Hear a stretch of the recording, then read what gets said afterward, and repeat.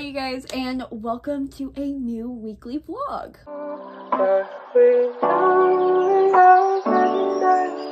So before we get into the nitty-gritty, I do just want to preface by saying this is not a signifier of a return of the weekly vlogs. I have just been really busy with secret TBR videos, and every single time I read, obviously I'm reading for those, and I don't really have a ton of extra reading that I have time for that would warrant me doing a weekly vlog. So that's kind of the reason why you guys haven't been seeing any. I do apologize. I know a lot of you guys really love my weekly vlogs, but for me personally, I just really enjoy putting my time and energy into doing those planned vlogs, and I think they're just more interesting in the long run. This last week of June is really my little break that I'm able to take and just kind of read extra things that I want to read, which I am doing. At the moment, I'm reading Girl Serpent Thorn. This is about our main character, Zariah, and she was born with a poisonous touch because of this curse that her mom was inflicted on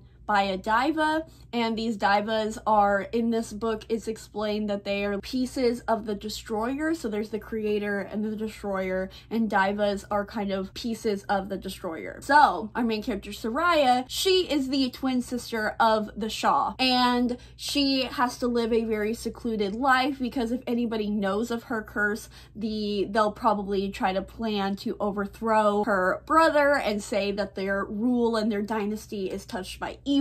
And upon one of the journeys that her brother took, there was a diva who attempted to kill him, and they captured the diva, and now the diva is in their prison. Zariah is not necessarily trying to conspire with the diva, but she is trying to get answers from her, and I'm assuming that it's going to be a romance between her and the diva because it is a female-female romance. But there's also this like weird guy who is kind of helping Zariah and trying to find this cure, and he is just being overly nice, like giving you strong Locke vibes from The Cruel Prince, just way too compassionate and like way too weird. He like kept saying that he was like dreaming about her and like she was his favorite story that his father would tell him about.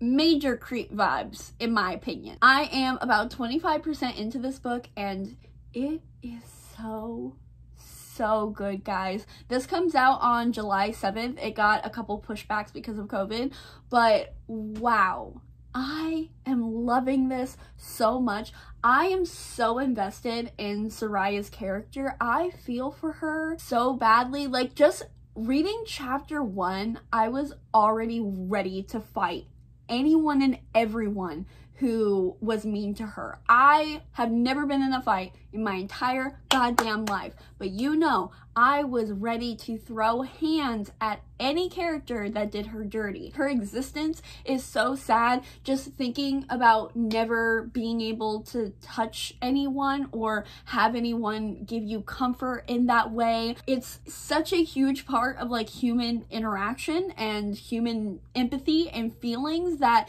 just to live your entire life without any human contact,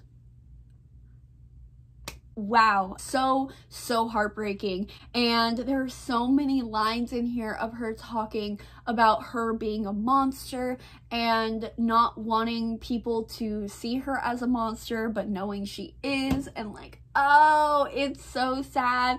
And there's another part which is really early on in the book, and she had this childhood best friend, and her friend would always be like, oh, I wish we were sisters, and Zariah was like, oh, I wish we were married, and the best friend was like, haha, you're really funny, like laughing about it, and then Zariah was just like, and I laughed too even though it wasn't funny. Oh my gosh, the feels in this book are so strong. I am loving it so much. I'm loving the writing style a lot. It's feeling very fairy tale-esque, but also very easy to understand. I don't know if it's just because I've been reading a lot of adult fantasy lately, or I'm just really into the story, but I am flying through it. I feel like I can finish it by today, if I'm being honest, because I really do want to read this and I want to see what happens. And I honestly, as of right now, I don't mean to jinx anything, but this could very well be a 5-star for me. I'm really enjoying our Diva character. She is very mysterious and like, ooh, she's giving me bad boy vibes that I'm loving. I'm so excited for more of their interactions. It's going to fuel me, it's going to feed me, and I'm ready for it. So that is the book that I'm definitely going to finish by the end of this week. And another book that I'm definitely going to be finishing by the end of this week is Felix Ever After by Case and Calendar. This is the June pick for the Cover Whores book club. If you don't know, the Cover Whores book club is a book club that I host with my best friend Carly from Carly's Books, and it's centered around books with beautiful covers. You can understand why we picked this book for our June pick, and because it's queer as hell. I am assuming that it's going to be some sort of coming of age story about sexuality, about identity, a cute little contemporary. I'm sure it's going to deal with a lot of heavier themes. I know there is a blackmail plot, but other than that, I really don't know much about this. I just know that everybody has been really enjoying it, and I'm sure I will enjoy it as well. A really fun part about this week is that I am going to LA for the first time in, you know, a while because of the whole situation that is still very much going on, but we are social distancing. We're all gonna have masks. I am going to be vlogging that. There you go. That's the intro. Man, I haven't weekly vlogged in a while. This is fun. Are you guys having a fun time? I'm having a fun time. Let's go read. Hello, you guys. Just wanted to give a quick update on Girl, Serpent, Thorn. So I'm a little more than halfway through the book so far, and I am still very much enjoying it. I'm not enjoying it quite as much as I was enjoying the beginning, but still very much enjoying it. The story is definitely taking a turn that I wasn't necessarily expecting it to go,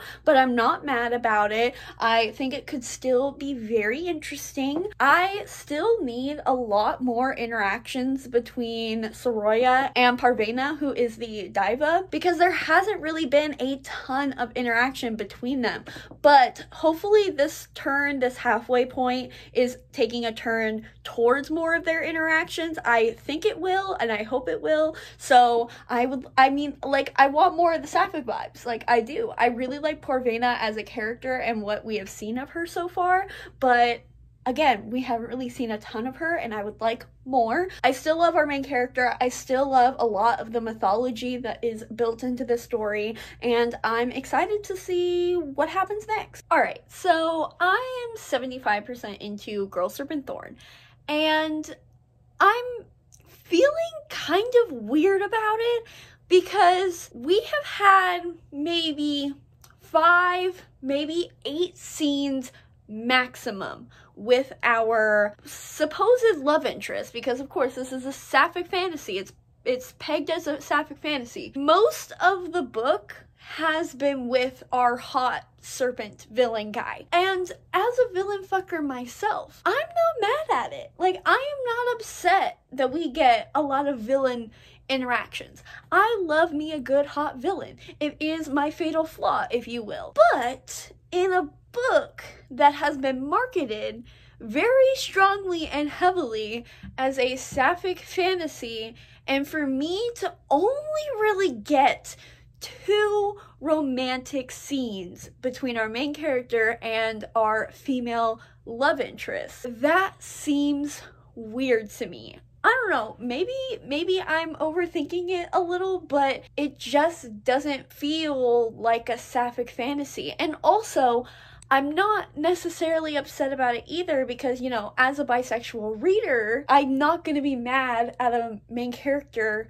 expressing desire for the genders that she is attracted to. But again, it just seems a little weird considering the marketing, and I don't necessarily think the author did anything wrong with writing the story this way, because again, I do like the kind of bisexual representation that we're kind of getting. I mean, she could also be pansexual. I shouldn't assume things. Bi, pan, either one, or as something else, but for lack of vocabulary, that's just what I'm using.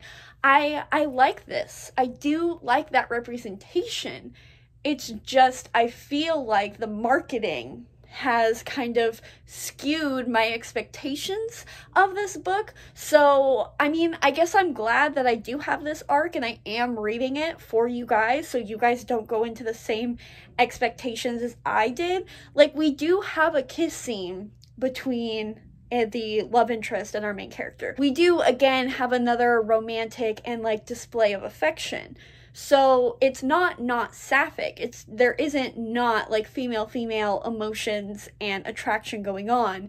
It's just that most of the book is dealt with our main character interacting with this hot serpent villain guy. So it's really strange, and it's just not what I was expecting at all. We'll see what the last, 25% of the book gives me, and if I kind of change my mind, but that's kind of my thoughts so far. Yeah, I just finished Girl Serpent Thorn. I'm gonna give it 4 stars, but I can already anticipate this being disappointed for a lot of people simply because of the lack of correct marketing. I would honestly, and this is kind of a stretch, but I would low-key say that this is a love triangle between 3 monsters. We have our main character, who is a monster because of her poisonous touch.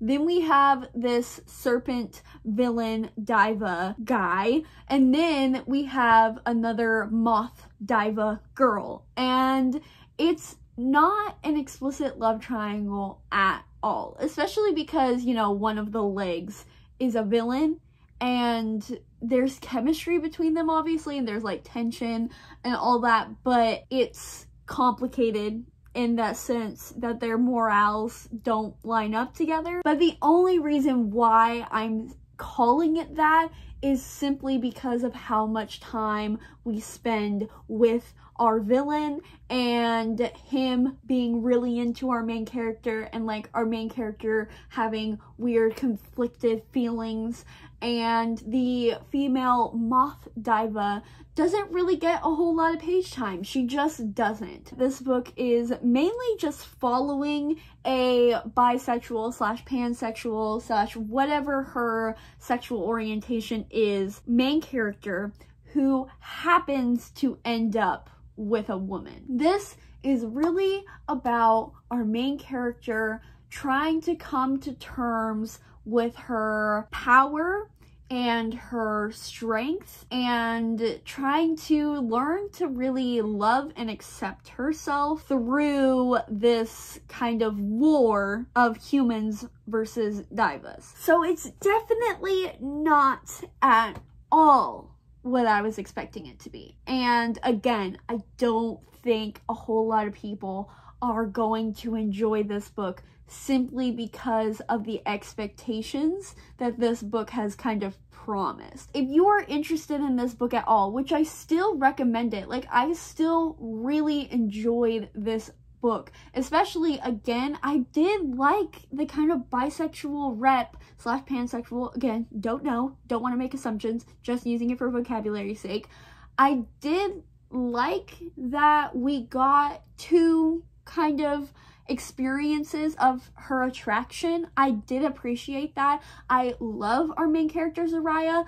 I really, really liked her. I loved her journey. She broke my heart a lot throughout this book, and I really loved the mythology that is in this. I really liked how much it felt like a fairy tale as I was reading it. I do think that this book is good. I even really, really like the ending and kind of the evolution that Zaraya takes with her character. I just know that a lot of people are going to be disappointed with this because it's not what people are likely expecting this book to be. I also have started Felix. I am about 17% into the audiobook so far, and I am really enjoying it. I don't have too much to say. We definitely have gotten the blackmail plot a little bit. It just started, and we're getting kind of a little catfishing plot going on, so it's definitely very interesting. I already really feel for our main character Felix. I love his best friend Ezra, love them, love their friendship.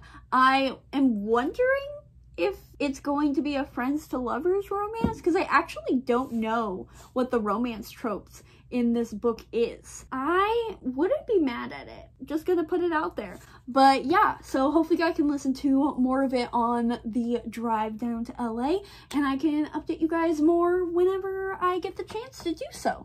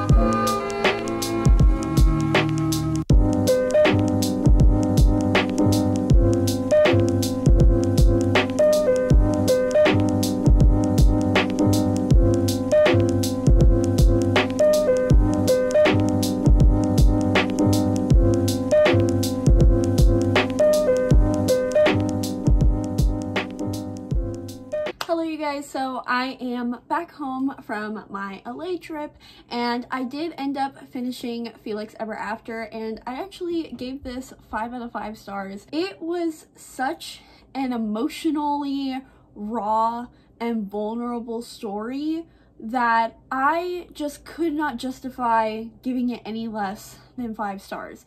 It was such a powerful read. There were just so many discussions about identity and sexuality and just being in love with somebody, falling in love with somebody for the first time, and just the most messy and complicated feelings that love really entails. And I just think that this book was just brilliantly done, and I don't have any complaints about it. I was definitely a little hesitant, not gonna lie, at least the first half of the book, because there was catfishing and there was kind of blackmailing and there was just a lot of like really messy things. And so I was a little hesitant because I was like, I don't know how this is gonna go. Like, I don't know how this is gonna play out. And even at like the 70-80% mark, I was still like, I don't know how Case and Calendar is gonna wrap this up. But they did it in such a beautiful and authentic way. This plot is so messy and so seemingly unrealistic, but it's somehow one of the most realistic stories that I have ever read of a queer teenager. I appreciated this so much. Like I said, it was just so vulnerable and so emotional and so raw. I definitely feel like this book will be very important to both teenagers and adults alike. I feel like it's just one of those YAs where, of course, teenagers are going to feel represented and they are going to love this book because these are teenage characters.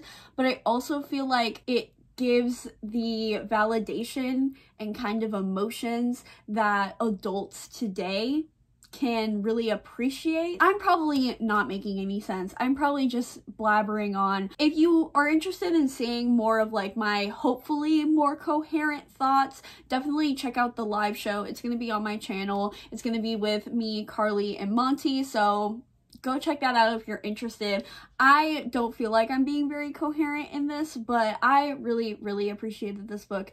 It did a lot for me. It was very emotional. I had to stop listening to it like on the car ride back because I didn't want to start crying in the car. So it was really good. I really loved it. But with that being said, I am going to end the vlog here. I read 2 books this week, the 2 books that I planned on reading, so love that for me. I read Girl, Serpent, Thorn, which I gave 4 out of 5 stars, and then I read Felix Ever After, which I gave 5 out of 5 stars. So it was a great reading week, and I hope you guys enjoyed this weekly vlog. I know, again, you haven't been seeing much of those lately from me, so I apologize, but content is coming. I'm about to film my intros to 3 big projects that I'm about to do, so stay excited. Hopefully you guys are excited. I'm excited. I'm gonna go now, so thanks again for watching.